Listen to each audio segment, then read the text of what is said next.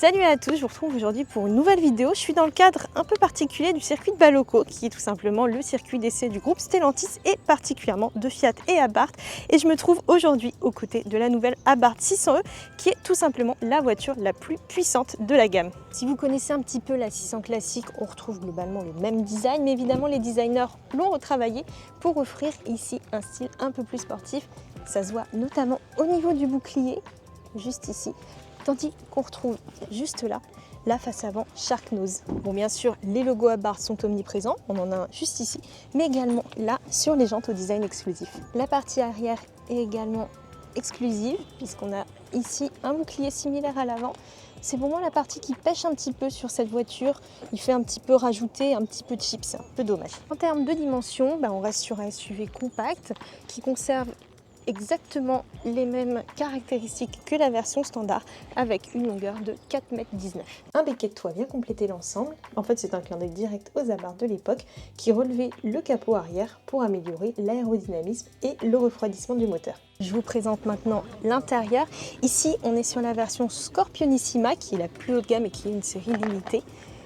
Elle se reconnaît notamment au siège Sabelt baquet livré de série. Ce qui est sympa sur cette Abarth 600e, c'est également les petits détails, juste ici, que l'on retrouve ici au niveau des rangements, qui sont assez nombreux puisqu'il ne faut pas oublier que c'est avant tout une voiture familiale. L'écran tactile est quant à lui de la même taille que sur la version standard. On a cependant des graphismes un peu différents, mais également des modes spécifiques à cette version.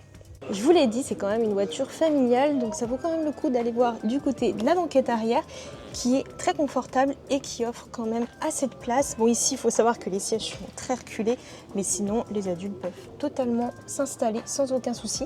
La garde-toit est quant à elle assez généreuse. On a ici des sièges Sabelt livrés de série, qui offre un très bon maintien comme on a pu le voir lors de notre prise en main sur le circuit, mais je vous en parle un tout petit peu plus tard. Enfin, en ce qui concerne le coffre, celui-ci, comme vous pouvez le voir, est assez généreux puisqu'il affiche un volume de 360 litres lorsque la banquette est en place. La voiture se décline en deux niveaux de puissance, à savoir 240 et 280 chevaux sur la version Scorpionissima de notre essai. Mais en fait, c'est pas tant la puissance qui m'a bluffé, plutôt le comportement qui nous rappelle un peu celui d'une 208 GTI by Peugeot Sport pour ceux qui connaissent. Et en fait, c'est normal car la sportive est notamment équipée d'un différentiel de type Torsen qui la rend particulièrement stable dans les virages. Et cela s'explique aussi en partie par la garde au sol abaissée de 25 mm.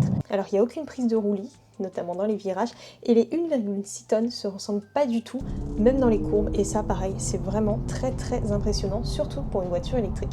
On a quand même quelques remontées de couple, qui est pour rappel affiché à 345 Nm au niveau de la direction, mais c'est pas forcément très grave. L'avant s'ouvre légèrement, mais l'arrière est quant à lui rivé au sol et rend la conduite très saine et très rassurante. Enfin bref, cette Abarth 600e est réellement amusante et vraiment, ça fait un bien fou. Côté batterie, le SUV électrique embarque un accumulateur de 54 kWh et affiche une autonomie de 322 km environ. La charge s'effectue quant à elle de 10 à 80% en 27 minutes en courant continu à une puissance de 100 kW.